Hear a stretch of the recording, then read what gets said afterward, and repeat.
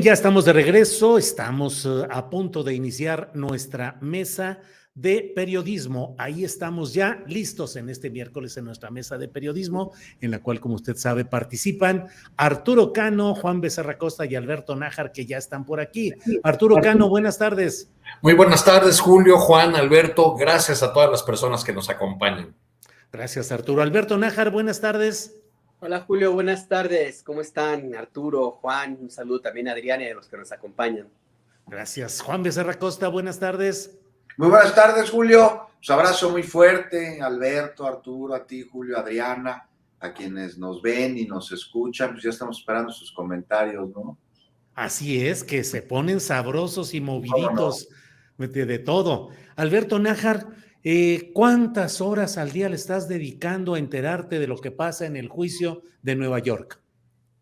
Uy, mira, pues como no tengo ahora sí que acceso directo al juicio, no estoy allá y no se transmite, pues le dedico que una media hora en lo que leo los reportes de algunos tuiteros en los cuales sí confío, como Keegan Hamilton, él es el reportero de Vice News, que cubrió también el juicio de Chapo Guzmán, y de Jesús García, de La Opinión.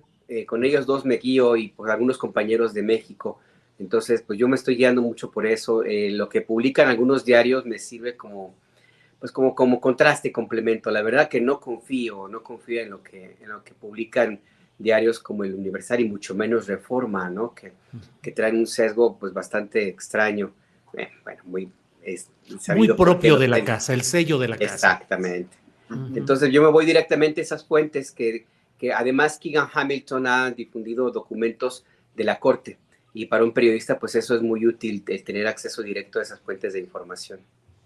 Bien, Alberto. Arturo Cano, desde luego yo leo religiosamente las crónicas que envía nuestro compañero David Brooks, del corresponsal de La Jornada en Estados Unidos, que reside específicamente en Nueva York, pues porque David es un hombre leyenda en cuanto a credibilidad, a ser minucioso y puntual.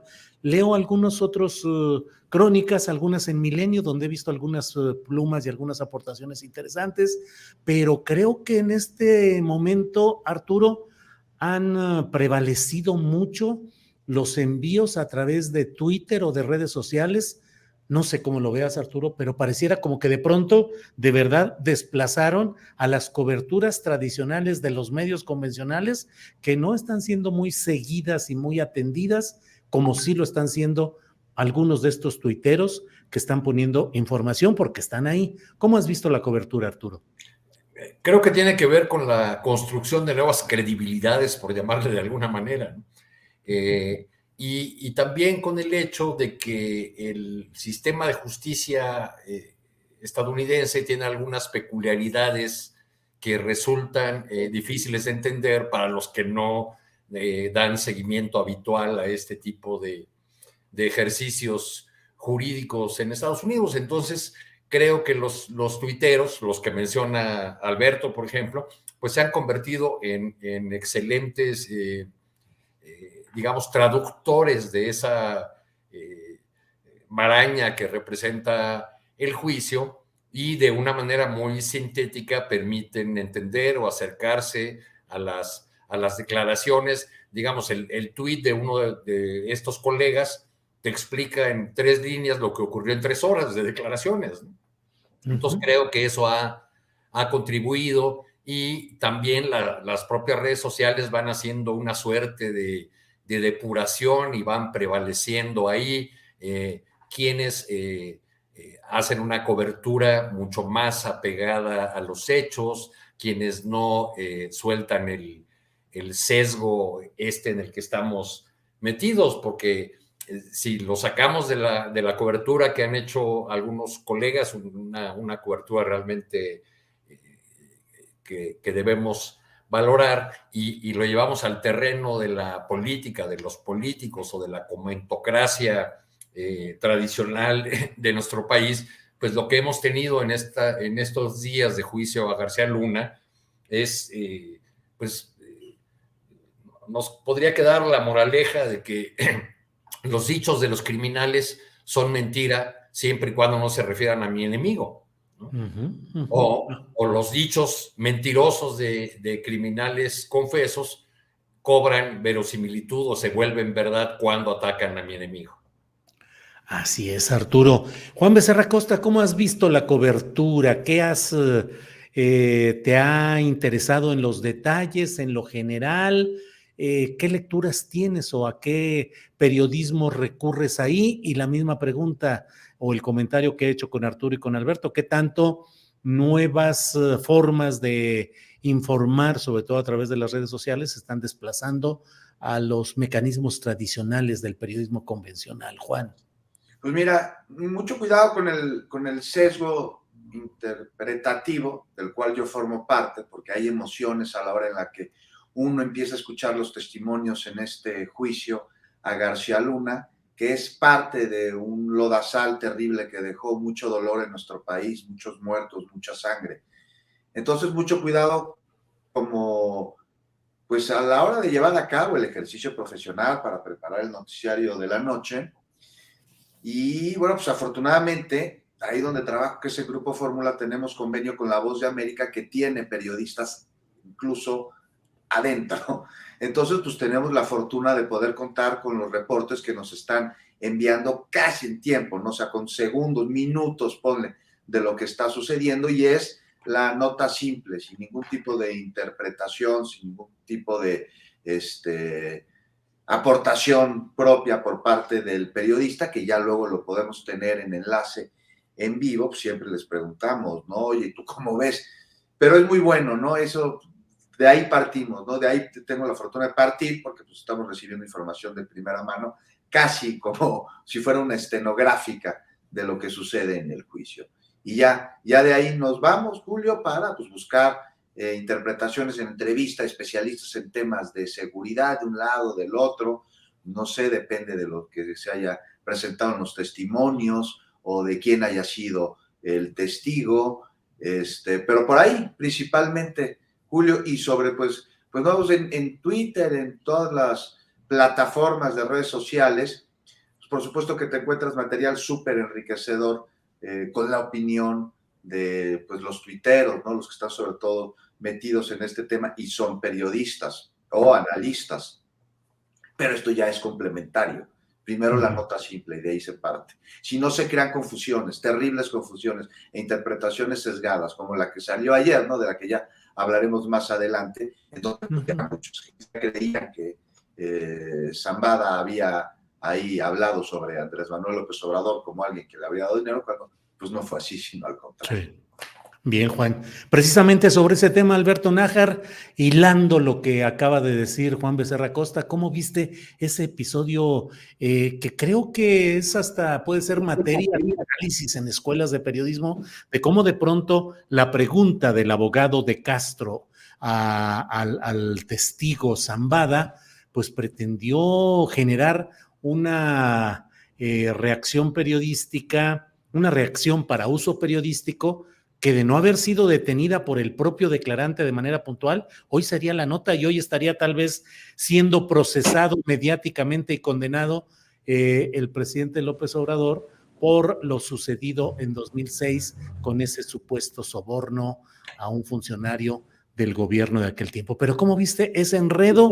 Las expresiones en ciertos medios que la dieron por hecha y comentaristas y declarantes que también dijeron como si fuera una verdad absoluta, Alberto. Mira, no cabe duda que el abogado trató de lanzar una bola de humo, distraer la atención del jurado hacia un tema político, quizá con la esperanza de manchar, bueno, de plantear que en todo caso García Luna pues sería como una especie de víctima de un sistema mexicano totalmente corrompido a tal nivel que hasta un presidente que se dice de izquierda y con este respaldo popular pues ha llegado a tener este tipo de situaciones. Esa narrativa quiso construirla, por supuesto que también el objetivo era irse hacia los medios de comunicación. ¿De qué manera? Pues sí, crear un poco esa idea, pues, de que en el juicio, pues no necesariamente García Luna era el único malo de la película, no le salió la jugada, además de que el rey Zambada simplemente dijo pues que estaba mintiendo, pues el juez Brian Cogan se dio cuenta de la jugada y así como le había prohibido a la Fiscalía que hiciera algunos señalamientos en términos del periodo posterior al tiempo en que fue funcionario García Luna, de esa misma manera el juez Kogan pues atajó el intento de este abogado pues de desviar la atención y crear un espectáculo mediático. Y en el caso de los medios, particularmente los mexicanos, pues yo cuando vi algunos y cuando leí algunos y escuché uno que otro comentario tanto en redes sociales como en algunos otros medios, pues confirmo mi tesis, ¿no? De que en los últimos años está cada vez más vigente esa frase de que el odio embrutece, porque de veras que sí los ha transformado algunos. Hay una profunda incapacidad de por lo menos tener algo de recato y de pues ya por lo menos tratar de disfrazarle un poquito, porque es una absoluta mentira y no se pueden decir que los engañaron o que leyeron mal, porque son personajes algunos muy experimentados y saben perfectamente bien cuando hay un comentario de esta naturaleza que se le tiene que dar todo el contexto y matizarlo, y cuando se tiene toda la intención de generar una narrativa de esta naturaleza, ¿no? También son los mismos que en algún momento crearon esta idea de que hay un pacto del gobierno del presidente López Obrador con el cártel de Sinaloa.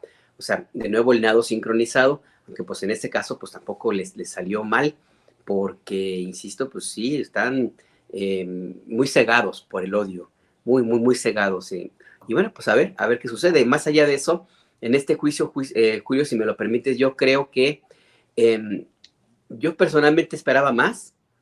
Personalmente esperaba que hubiera pruebas más contundentes.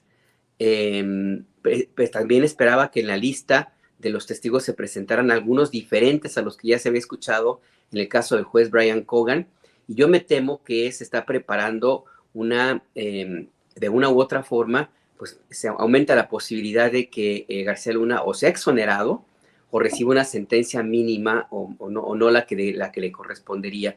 En dado caso, inclusive si la idea es hacer una jugada política, por la estrategia le puede funcionar, mandar la papa caliente al gobierno del presidente López Obrador, también como una forma de ejercer presión hacia este gobierno, y también, por supuesto, con la idea, seguramente, de parte de la Fiscalía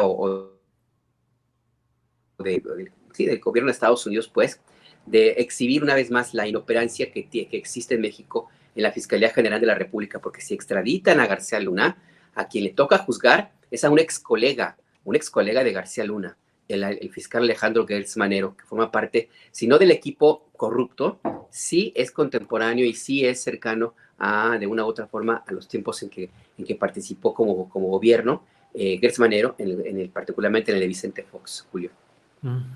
Bien, Alberto. Arturo Cano, ¿qué sensación te queda? Ya estamos hoy en los alegatos finales, ya estamos en la recta final de este proceso.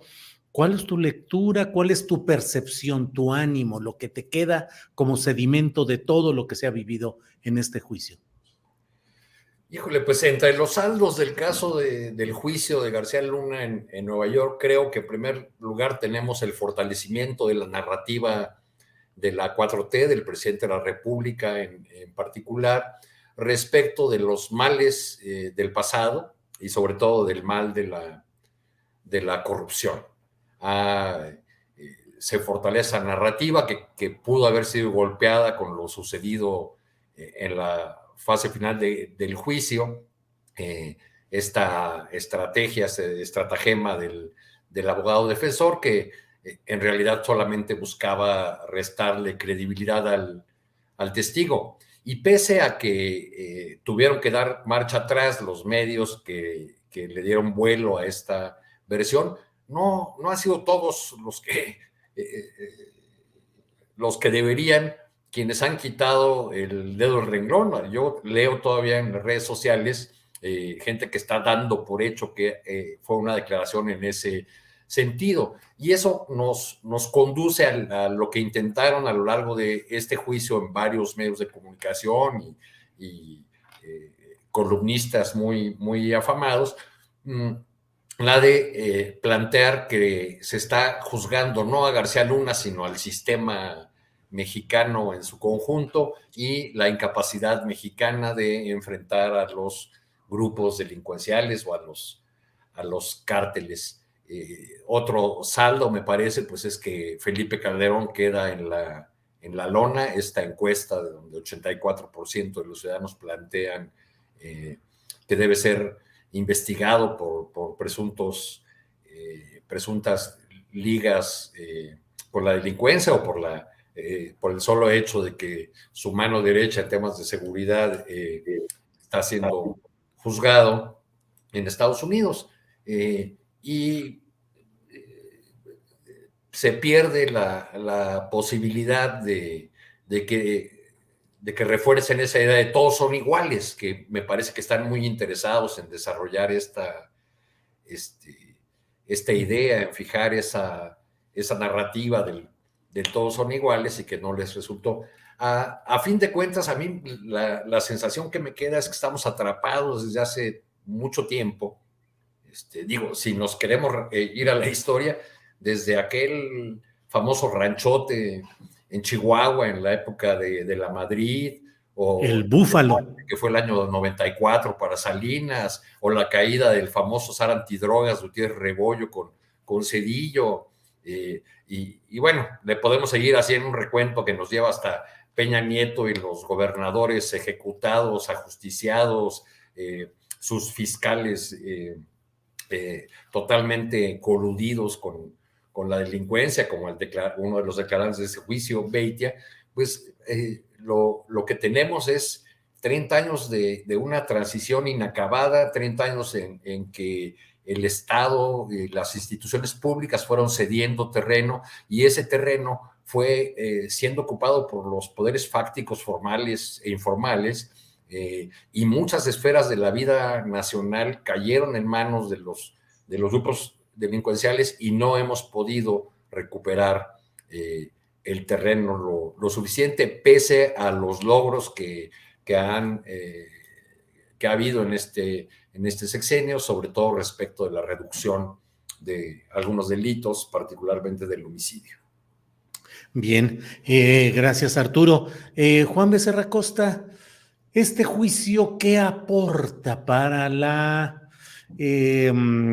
observación ciudadana de lo que pasa en nuestro país? Hay quienes están desde los flancos de defensa del garcialunismo diciendo en los medios de comunicación, es una derrota para el país, están exhibiendo la podredumbre del país, no del segmento calderonista o garcialunista, sino dicen, es la vergüenza del país. ¿Crees que es una derrota para México la exhibición de la podredumbre en aquel juicio de Brooklyn, Juan? No, de ninguna manera. ¿Cómo lo va a hacer? ¿Cómo lo va a hacer? Una derrota sería si esto no se da a conocer. Derrota sería que quede ahí en el imaginario como el elefante en la sala, evidente, presente en todo momento, a través del contexto, a través de la conducta de las personas, a través de la cotidianeidad, y que de manera frontal no se haga evidencia sobre ello. Eso sí sería una derrota. Es muestra de un Estado fallido, es muestra de un gobierno terrible, y es muestra de mucho aquello que ayer demostró también la defensa de García Luna en el juicio, encabezada por este cuate César de Castro, que parece haberle dado, Julio, al jurado elementos suficientes para que no exista duda razonable de la culpabilidad del acusado, la cerecita en el pastel. Y es que en serio, no sé ustedes qué opinan, pero querer inducir una pregunta de esa manera al testigo, cuando le quiso meter a fuerza una volea para que embarrara a Andrés Manuel López Obrador, y el testigo dijo, no voy a decir, no voy a usted decir algo que no he dicho, o que es mentira. Claro que jamás había dado sobornos al presidente. Y bueno, la forma. Y es que en Estados Unidos los juicios son muy histriónicos, eso hay que entenderlo de este lado de la frontera, porque eso ejerce elementos contundentes en el jurado. Y aquí el tiro le salió por la culata. Pero además lo que hizo, y es que mira, si bien el jurado es ajeno a lo que sucede en México, porque son norteamericanos, caray, lo puede decir cualquier persona que quiera tener elementos para criticar al presidente. Digo, sí hay, sin duda alguna, y podemos discutirlo y estar de acuerdo o no desacuerdo, pero robar sobornos es como, híjoles, pues casi como de Elena Chávez, ¿no? Muy, muy bajo, muy alejado de la realidad. Pero en fin, la defensa, pues valiente de entrada, porque mira que ser abogado de cuates como García Luna requiere ser muy valientes o temerario tal vez, es decir, no conocer el miedo. Es que luego esos abogados no llegan a viejos, es delicadísimo defender narcotraficantes o personas involucradas en el narcotráfico. Los abogados llegan a saber demasiado y eso al final es un riesgo para criminales de esta talla, ¿no? Pero a ver, voy a intentar ser muy breve aquí, Julio. El juicio de García Luna, por lo que me preguntabas, o sea, tiene que ser continuidad de la investigación de un gobierno que cometió todo tipo de delitos de lesa humanidad incluidos. Y todo esto al amparo, pues, del crimen. Un gobierno que inició con un fraude y que continuó, que usurpó la presidencia al amparo de las instituciones y de los poderes coludidos, con una guerra absurda con la que intentó legitimarse y por la cual miles vieron y muchos más viven todavía en estado de descomposición social brutal. Y este sujeto, como bien lo nombra Alberto, es un cínico sociópata perverso, que como me decía hoy en la mañana un gran amigo al que admiro profundísimamente, además de quererlo entrañablemente, y que rapea además en el noticiario que conduzco por las noches en Fórmula, me decía, tiene la armadura de la religión, además de toda su sociopatía, Felipe Calderón. Y el fallo del jurado, pues no está en manos de la defensa, veremos qué sale de ahí, pero el argumento falaz de que los testigos no presentaron pruebas y que son criminales, nada más no es suficiente. O sea, imposible que grabaran en video, que hicieran recibos de caja por los sobornos. Recordemos que los juicios en Estados Unidos contra la mafia italo-estadounidense tuvieron de testigos también a criminales. Ellos son los que participaron, son los que operaron, son los que vieron, son los que saben. Y en esos juicios y con esos testimonios, finalmente varios capos fueron sentenciados. Es muy similar a lo que sucede ahora. Ojalá, y eso sí, coincido con Alberto, que los testimonios pues no queden en eso y que lleven elementos probatorios a través de otras diligencias, que abran más investigaciones. Regresando a lo que me preguntaba, si es una derrota que salga esto. No, tiene que abrir más investigaciones, tiene que ser punta de lanza, bueno, no punta de lanza porque tenemos juicios anteriores como el del Chapo, pero tiene que continuar con investigaciones en contra de esa ola de rateros y corruptos asesinos que nos hundieron a los mexicanos en un charco de sangre y una robadera y todo. Julio, eso es lo que no se ha hablado en el juicio, todo derivado de un fraude electoral. De ahí viene. Entonces, si no, no es una derrota, al contrario, es un triunfo, que se sepa. Gracias, Juan. Arturo, lo que dice Juan Becerra Acosta, perdón, sí toca el turno, Arturo, ¿verdad? Si es el que sigue ahora.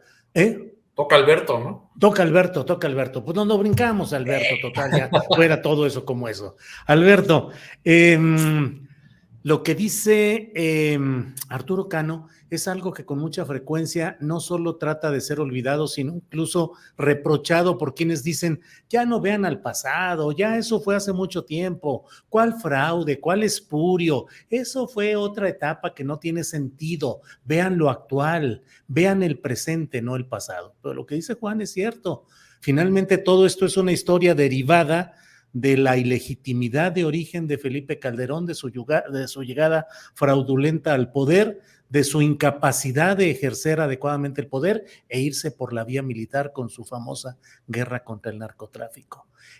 ¿Nos excedemos en esos análisis, Alberto, o es justo y necesario, como dirían en ciertas ceremonias religiosas, recordar esos detalles, Alberto? Mira, si no se hubiera consumado ese fraude, nos hubiéramos ahorrado cientos de miles de víctimas, no solamente mortales, sino también desaparecidos, porque no todos los que se han reportado son los que realmente hay. Nos hubiéramos ahorrado también la presencia de personajes como Genaro García Luna, que también es como parte apenas de un sistema pues, podrido que gobernó a México en ese entonces.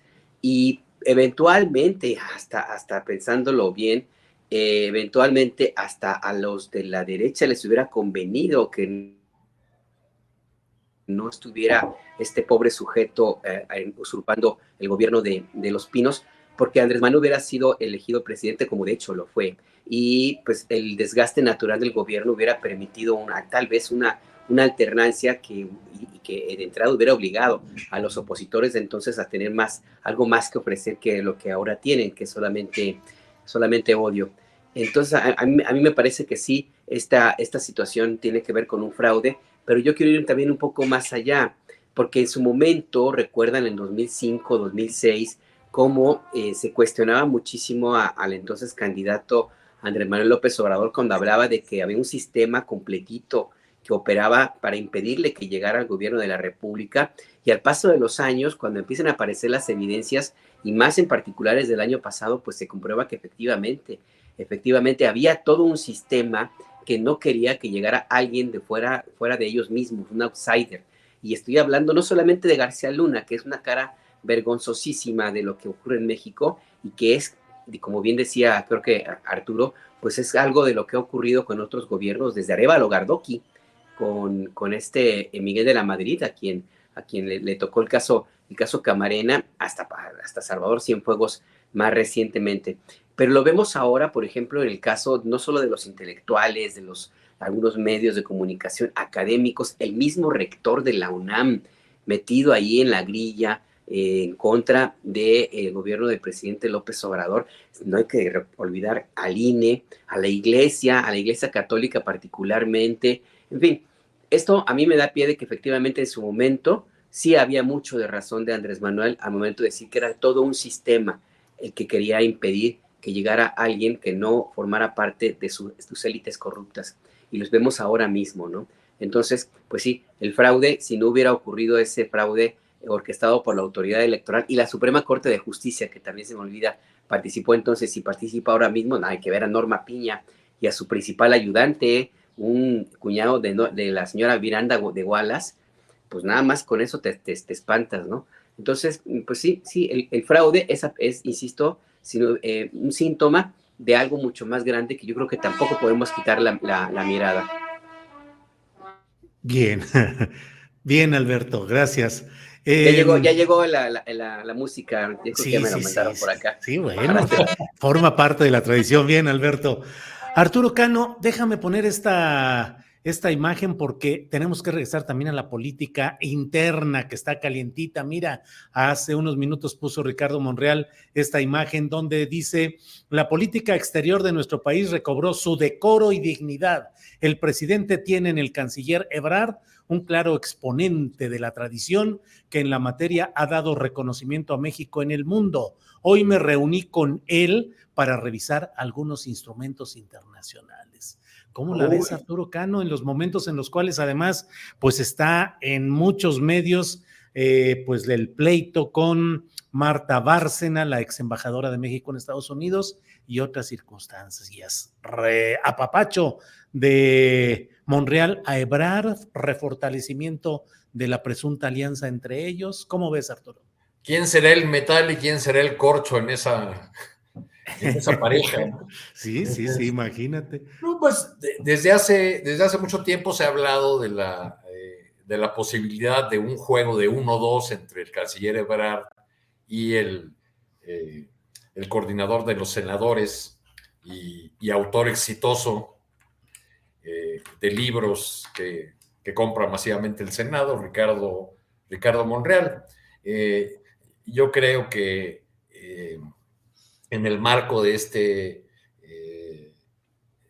debate, de la respuesta durísima del canciller Ebrard a la ex embajadora Marta Bárcena, pues lo que vemos es el nerviosismo de las corcholatas que ya ven acercarse el momento de las definiciones, los reacomodos. Hay, por supuesto, en la oposición a la 4T, al presidente López Obrador, muchos felices de que así sea por una trampa lingüística del abogado de García Luna, se haya mencionado el nombre del presidente en este juicio, pero no son los únicos felices. He leído algunos tweets de tuiteros famosos de la 4T, de algunos que respaldan a la jefa de gobierno Claudia Sheinbaum, festejando el hecho de que el funcionario mencionado por un soborno de $7 millones, haya sido un colaborador cercano de Marcelo Ebrard, el abogado Gabriel Regino, e incluso destacando el hecho de sigue siendo un aliado y colaborador habitual del canciller. Entonces también desde el lado del fuego amigo parece que esos trapitos del juicio de García Luna son celebrados por un sector de la 4T. Eso con independencia de esa pieza de colección que es el video que grabó el abogado Regino. No les gustó el tigre ese suelto que tiene como fondo y la balanza de la justicia. Bueno, se defendió explicando lo que más tarde los colegas que están por allá cubriendo el asunto, que le preguntaron directamente al abogado, pues lo confirmó. Fue una estrategia del mismo abogado defensor para minar la credibilidad de ese testigo. Bien, Arturo. Juan Becerra Costa, pues ya que estamos en las grillas y las especulaciones, vi el otro día una entrevista que le hiciste a Omar García Harfuch, el jefe de la policía capitalina, en la que dice que... Ayer, anoche. Ayer, sí, en la que dice que ser jefe de la policía no da para distracciones, y la verdad es que hay gente que ya lo está promoviendo, sobre todo de segmentos relativamente alejados del núcleo duro, digamos, de la 4T, lo ven como una opción, pues por un lado de mano dura, de prestancia física y personal, del policía que puede salvar a la Ciudad de México, relaciones personales, incluso de noviazgo con personajes importantes de la televisión privada. Es decir, pareciera que ahí está una carta que, sin embargo, en ciertos segmentos del obradorismo duro no es bien vista. ¿Qué opinas, Juan? No, bueno, que tiene una enorme popularidad el secretario de Seguridad, García Harfuch, de la Ciudad de México, pues claro que la tiene y me parece que merecida, ¿no? O sea, ha dado resultados. La Ciudad de México pues ha disminuido no solo el índice de delitos, sino de percepción de inseguridad, lo que es muy complicado.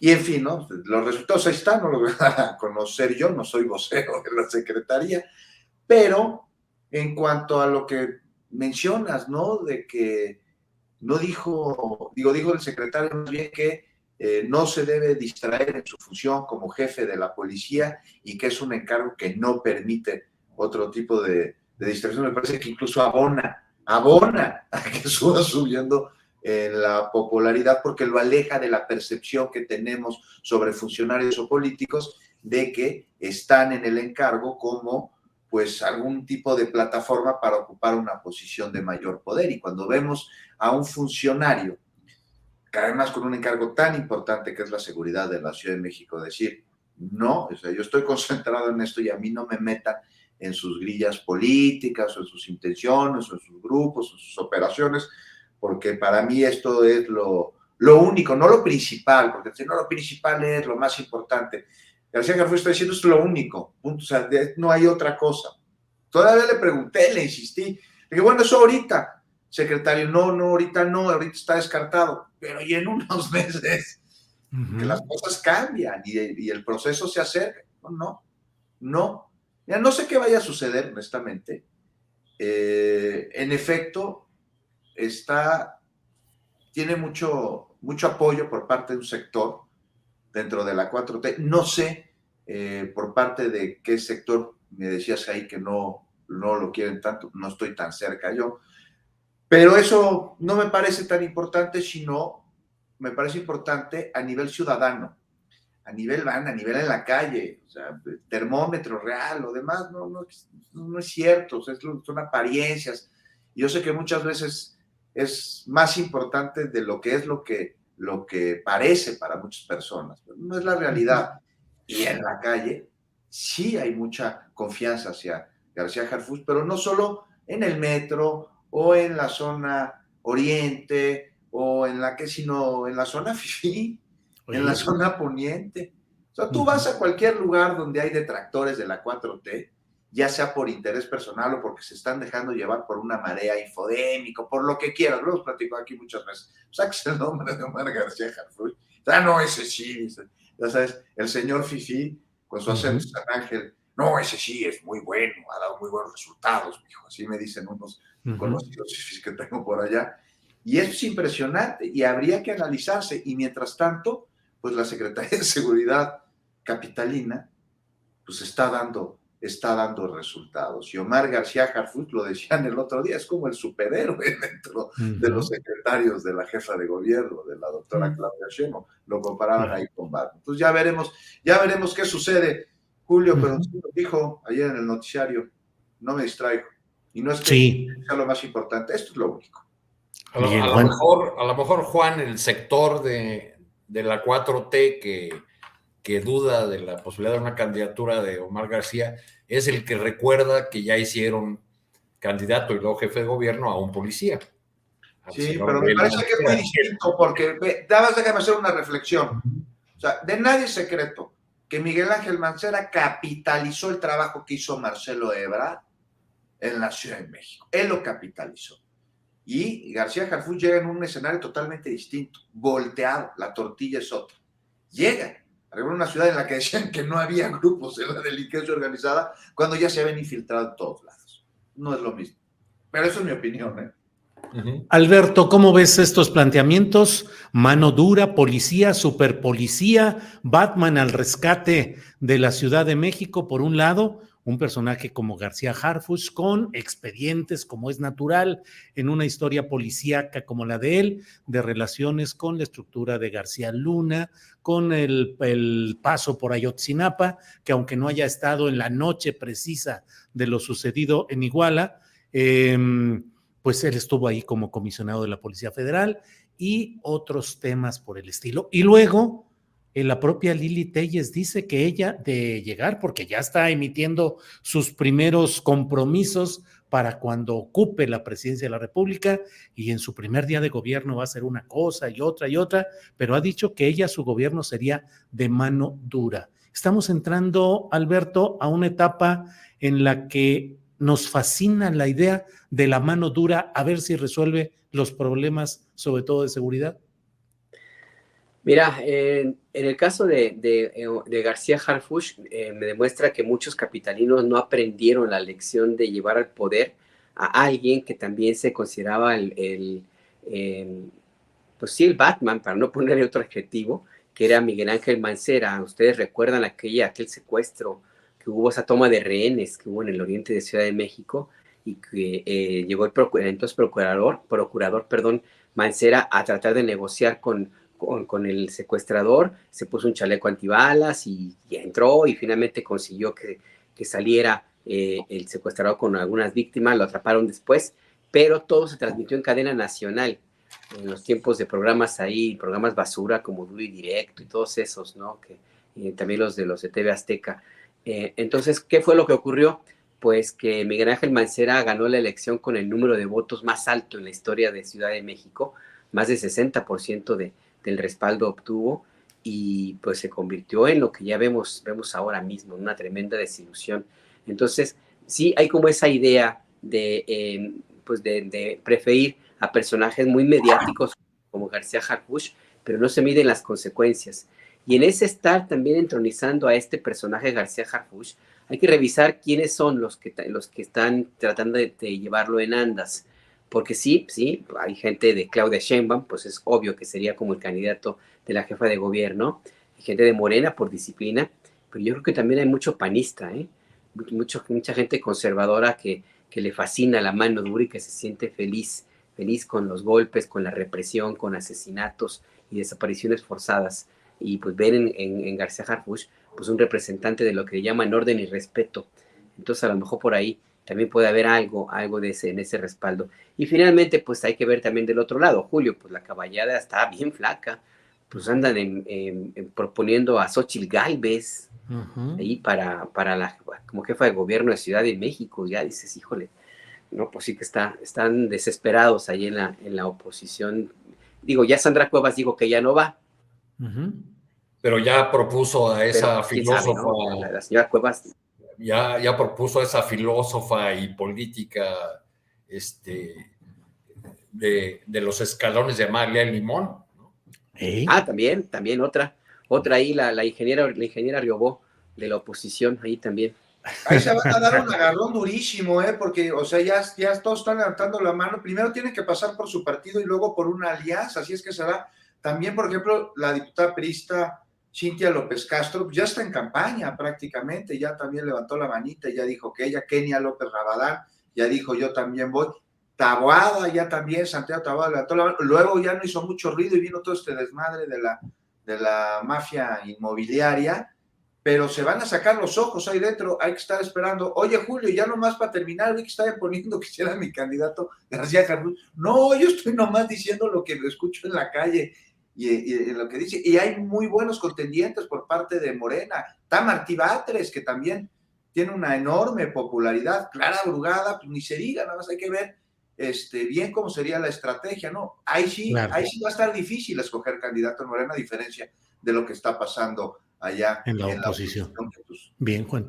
Arturo, pues está ahí el escenario de Morena, parece poblado de potenciales estrellas electorales. Asoma también a Dariana Montiel, la secretaria de Desarrollo Social, que no ha hecho mucho ruido, pero que tiene la estructura asistencial manejada y forma parte de la escuela o del equipo bejaranista. Pero está Martí Batres, está Rosa Isela Rodríguez, y hay quienes dicen que como premio de compensación podría estar el propio Ricardo Monreal, y ahora pues la figura del superpolicía García Harfuch, apoyado especialmente por Televisión Azteca y por segmentos pues panistas o de gente que quiere una estela de mano dura como la que puede ofrecer García Harfuch. ¿Qué opinas de todo esto, Arturo? Pues es una lista robusta, la de Morena, que contrasta con la ausencia de figuras igualmente fuertes en el lado de la oposición, pero Morena no va en la Ciudad de México a un día de campo. Ya en 2021 recibió un duro revés, una dura lección, perdió la mayor parte de las alcaldías. Hay una suerte, han explicado algunos, aunque desde mi punto de vista Morena nunca ha hecho el examen a fondo, autocrítico sobre las razones de ese resultado electoral. Algunos morenistas en privado, en corto, atribuyen la derrota a una suerte de pérdida de las clases medias, de un fenómeno del que señalan como responsable al presidente López Obrador por las confrontaciones con las feministas, con los ambientalistas, con la UNAM, en fin, por todo un discurso que el presidente López Obrador ha enderezado contra cierto sector social aspiracionista, que como él dice en las mañaneras solamente está pensando en el poder del dinero y su mentalidad, en fin, todo este discurso. Entonces atribuyen a eso la derrota de 2021. Yo creo que también habría que considerar que el electorado de la Ciudad de México es un electorado muy politizado y que entiende bien la posibilidad de castigar a los gobernantes, y quizá eso habría que sumarle un dato que leí recientemente en un artículo que hace un recuento de los últimos procesos electorales en América Latina, donde plantean que en 75% de las elecciones que han ocurrido en los últimos años en América Latina ha resultado derrotado el partido que estaba en el poder, sin importar que fuera de derecha o de izquierda, lo que nos habla también pues de un hartazgo de la población con la clase política en general. Aquí en la ciudad se dio además el fenómeno de la unidad de la oposición, que fue como un solo bloque para enfrentar a Morena, cosa que veremos otra vez, y por eso tendrá dificultades Morena para ganar aquí en en la ciudad. Los dirigentes y funcionarios públicos con los que he tenido oportunidad de hablar, pues sí consideran o sí hablan de una contienda muy, muy dura, muy difícil, y están empeñados, como la jefa de gobierno, que ahora justo en estos días anda en gira otra vez por las alcaldías de la ciudad, informando sobre sus acciones de gobierno, dando explicaciones sobre el tema del metro y el financiamiento, hablando de programas sociales. En algunos lugares ha tenido incluso a su lado a los alcaldes opositores. Al menos en el caso de Azcapotzalco así fue. Fue interesante esa imagen que aparece o toma el micrófono Margarita Saldaña, que es militante, una antigua militante del PAN, comienza a hablar y la empiezan a abuchear.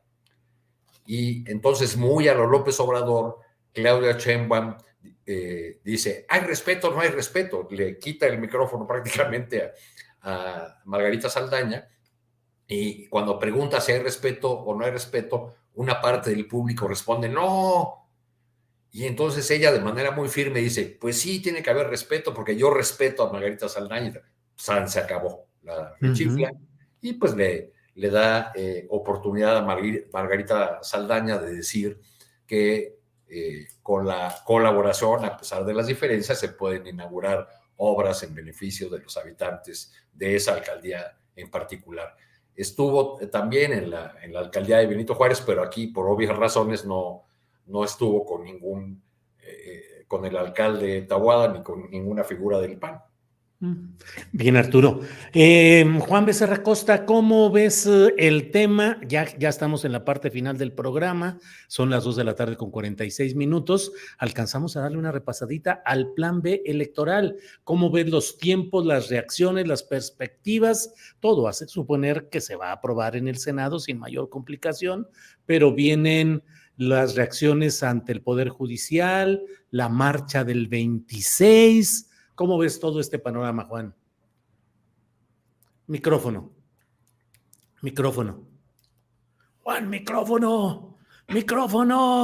Juan, escúchanos, Juan Becerra Costa. Juan. Que se trabó mi... se trabó. Perdón. Yo estaba listo para traducirte en lenguaje de señas, igual que Alberto y Arturo, ya estábamos puestos, ¿eh? Adelante, Juan. Es que luego dice, se desconectó. Bueno, digo, voy a ser súper breve para ver si da tiempo luego de hablar rápidamente de esta iniciativa para los insultos, para castigar los insultos, porque trae jiribilla política. O si quieres entrarle a esa y luego ves si adelante. Me llamó la atención algo que acabo de ver, ¿no? Porque me suena como fuego amigo. O sea, y nada más hay que ver quién promueve esta iniciativa de multar a quien insulte al presidente, que se va a vetar. Se trata de Beneley Hernández, diputada zacatecana. Ahí va apareciendo el peine. Ella colaboró con Ricardo Monreal en la alcaldía Cuauhtémoc, opera para él. Y suena el nombre de Beneley, ¿no? Lo recordarán porque hace ya un ratito, en 2015, cuando era la directora de Desarrollo Social de la alcaldía Cuauhtémoc, en épocas de Monreal, ella fue detenida en el aeropuerto de Tapachula. Se iba a subir a un avión, no a cualquier avión, se trataba de un avión privado, y traía con ella $1,000,000. Le preguntaron que de dónde era, cuál era su origen, no pudo acreditarlo, entonces fue detenida. Y luego pues se movieron ahí fichas, al mero estilo priista de ese que se cuela en movimientos y causas, dándoles luego en la torre, ¿no? Y ya iba a decir otra palabra, pero mejor no, porque no quiero que nos desmoneticen. Pero bueno, de lo siguiente que se supo de esta mujer es que era candidata de Morena a una diputación federal.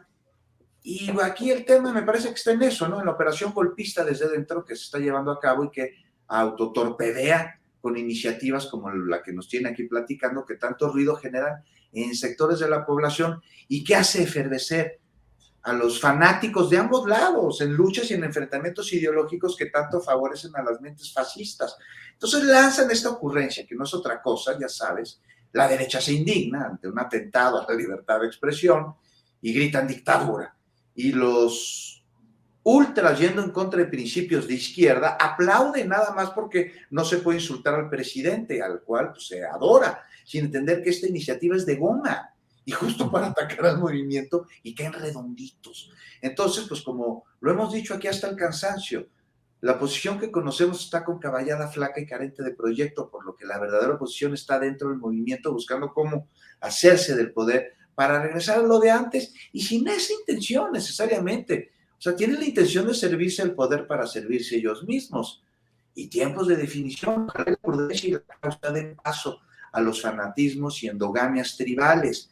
Pero así está la cosa con esta iniciativa que es claramente un arma para debilitar, para generar desgaste, Julio. Es lo que a mí me parece, por lo menos.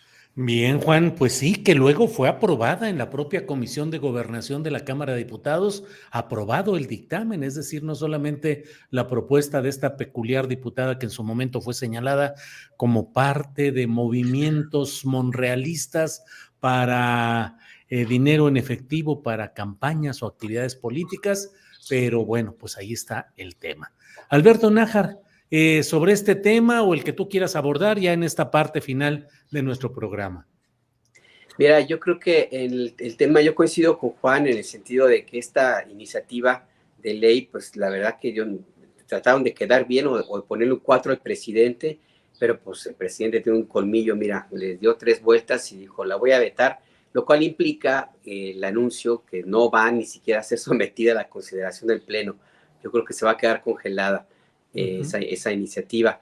Y sobre el plan B, pues yo también creo que esta iniciativa no va finalmente a ver mucho la luz, va a irse hacia la Corte, y en la Corte con Norma Piña ahí como presidenta, pues hay muchas posibilidades de que le den cuello, ahora sí que a esta iniciativa y que las cosas vuelvan a su oposición original. Lo que sí es que ha permitido dar un espacio de maniobra para que se designen consejeros del Instituto Nacional Electoral, pues por lo menos más cercanos o no tan enemigos, un poco más imparciales al movimiento político que gobierna el país. La convocatoria se publica mañana, el 23 se cierra la inscripción de los candidatas o candidatos, y si no hay consenso de la mayoría calificada hasta el 10 de marzo, pues se va a recurrir al democrático método de la tómbola, Julio, para elegir a la consejera o el consejero presidente del INE, y eso se consiguió porque la opinión pública se distrajo en otro tipo de situaciones como el plan B, que yo insisto, la Corte no creo que lo deje pasar porque sí tiene algunas cuestiones ahí medio extrañas. Y si me permites un postrecito rapidísimo, Julio, sí, perdón que abuse. Sandra Cuevas haciendo de las suyas, no sé si la vieron el 14 de febrero, encabezando una marcha de personas con unos corazones, así disfrazados de corazones, y alguien, creo que fue Gan Salazar, que tuiteó diciendo Sandra Cuevas en la Alcaldía de las Maravillas. Sandra Cuevas, la reina de corazones en la Alcaldía de las Maravillas. La verdad es que sí fue muy ad hoc ese comentario. Ándale, bien. Alberto, Arturo Cano, postrecito, lo que quieras agregar en esta parte final del programa. Sobre esta polémica del canciller Ebrard con la ex embajadora Marta Bárcena, a la que entrevistaste hace algún momento, me llamó a mí la atención en la exposición que hizo el canciller en Palacio Nacional en la mañanera, que una de las explicaciones o las razones que él daba para lo que considera ataques obsesivos de la ex embajadora, pues es que ya todo está metido en las campañas en Estados Unidos e hizo esta afirmación, dijo, la campaña republicana se basa en una posición anti-inmigrantes. Uh-huh. Puede ser que la campaña de los republicanos sí tenga ese sesgo y los demócratas suelen tener otro discurso, aunque la realidad, y eso lo hemos dicho aquí varias veces, es que no necesariamente a los migrantes mexicanos o de otras nacionalidades les va mejor con gobiernos demócratas. Mientras en los hechos existe un programa muy parecido al Quédate en México, pese a que se diga que nunca se aceptó, ni se firmó, ni se reciban recursos a cambio, como sucede en el caso de Turquía y la Unión Europea, pues tampoco hemos recibido otro tipo de beneficios, porque en 2021 fueron deportados por Estados Unidos 160,600 mexicanos, y en 2022 esa cifra subió a 258,000, ¿no? 60% más deportados de un año a otro, mexicanos, ¿no? Entonces, digamos que ni siquiera hemos recibido el beneficio de un trato mejor para los inmigrantes mexicanos. Pero ya que estoy haciendo este recuento y aburriéndolos con los números, voy a decir que estos números escandalosos, incluyendo los 258,000 deportados mexicanos en 2022, no le han llegado todavía al récord que sigue teniendo el expresidente, que muchos consideraban buena ondita, Barack Obama, quien en 2013 deportó a 332,000 mexicanos. El deportador en jefe, le decían las organizaciones de migrantes de Estados Unidos. Bien, vaya, pues vaya que están así las cosas. Juan Becerra Costa, pues muchas gracias por todo esto. ¿Qué esperar en el fin de semana? ¿Qué esperar para antes de que nos veamos el próximo miércoles? ¿Qué ves en el horizonte que sea interesante como para mantenerlo en la mira? Hay algo bien interesante y queda re bien de dulcecito, Julio. Fíjate que en el Zócalo capitalino hasta el próximo domingo pusieron unos corazones muy distintos a los de Sandra Cuevas en la alcaldía Cuauhtémoc. Son unas figuras como de arte callejero tridimensionales. Pusieron 3 corazones, te subes a un templete y me cae que parece que se abre el suelo. Hay uno que tiene una grieta y yo no sé cómo le hacen estos artistas callejeros. Todo esto tiene que ver con el Día del Amor y de la Amistad, que por cierto se conmemora porque ese día le cortaron la cabeza a San Valentín porque quería casar a soldados romanos, pero bueno, eso ya es otra historia.